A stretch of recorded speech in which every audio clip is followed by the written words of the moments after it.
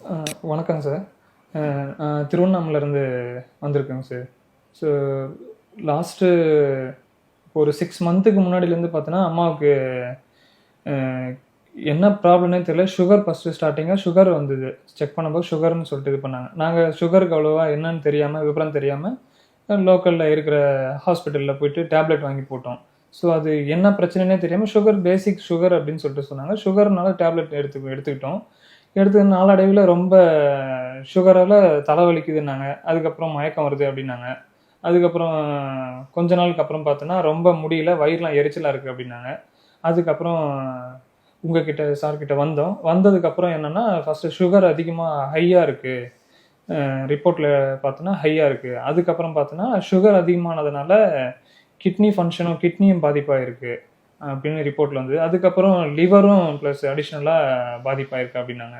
ச வந்துட்டு ஒரு 15 நாள் வந்து ட்ரீட்மெண்ட்டு காயம் சிகிச்சை, அப்புறம் மிதி சிகிச்சை சுகருக்கான மிதி சிகிச்சையும் எடுத்தோம். நீங்க சொல்ற மாரி கரெக்ட்டா ஃபாலோ பண்ணோம். பண்ணதுக்கப்புறம் ஒரு 15 நாள் ட்ரீட்மெண்ட் எடுத்ததுக்கப்புறம், சரி ஓகே, ஓரளவுக்கு ஓகே அப்படின்னு சொல்லிட்டு, சரி நாங்க டிஸ்சார்ஜ் பண்ணிட்டு வீட்டுக்கு போனோம். போனதுக்கப்புறம் ஒரு 1 மந்த் டேப்லெட்ஸ் கன்டின்யூ பண்ணோம். பண்ணதுக்கப்புறம் இன்னைக்கு காலையில மார்னிங் வந்தோம். பிளட் டெஸ்ட் எடுத்துட்டு செக் பண்ணலாம். அதுக்கப்புறம் எப்படி இருக்குன்னு சொல்லிட்டு, உங்களுக்கு ரிப்போர்ட் எப்படி வருதுன்னு பார்க்கலாம். பார்த்ததுக்கப்புறம் நம்ம அதுக்கான ட்ரீட்மெண்ட் பண்ணலாம் அப்படின்னு சொன்னீங்க. இப்ப ரிப்போர்ட் எடுத்துட்டு இப்ப தான் செக் பண்ணி பார்த்ததுல பார்த்தோன்னா, கம்ப்ளீட்லி சுகர் வந்து முழுமையா சரியாயிடுச்சுங்க சார். அதுக்கப்புறம் இப்ப ஃபர்ஸ்ட் நாங்க உள்ள வரும்போது பார்த்தோன்னா, ஹையா இருந்துச்சு சுகரு. அப்புறம் 15 டேஸ் இருந்தோனே ஓரளவுக்கு பாதி அ ஒரு 90% கிளியர் ஆயிடுச்சு. ஸோ அதுக்கப்புறம் ஒரு 1 மந்த்து டேப்லெட் சாப்பிட்டு திரும்ப வந்து செக் பண்ணுங்க அப்படின்னு சொன்னீங்க. அதுக்கப்புறம் இன்னைக்கு வந்து நாங்க செக் பண்ணோம்.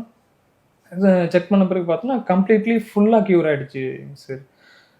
கிட்னி ஃபங்ஷனுமும் நார்மல் ஆயிடுச்சு. அதுக்கப்புறம் லிவருமே ஓவராலா ஃபுல்லா கிளியர் ஆயிடுச்சுங்க சார்.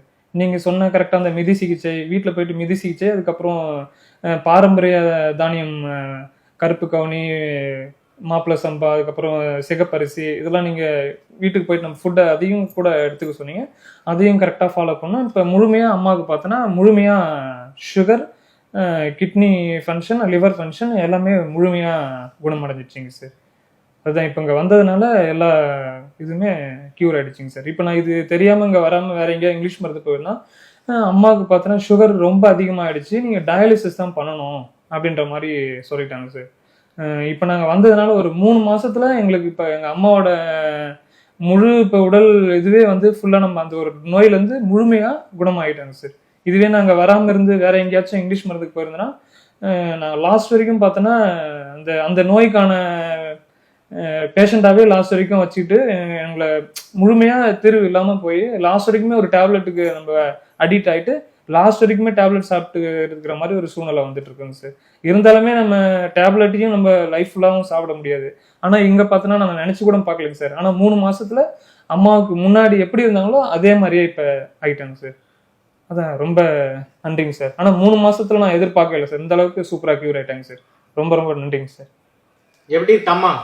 நல்லா இருக்கிறேன். நல்லா இருக்கீங்களா?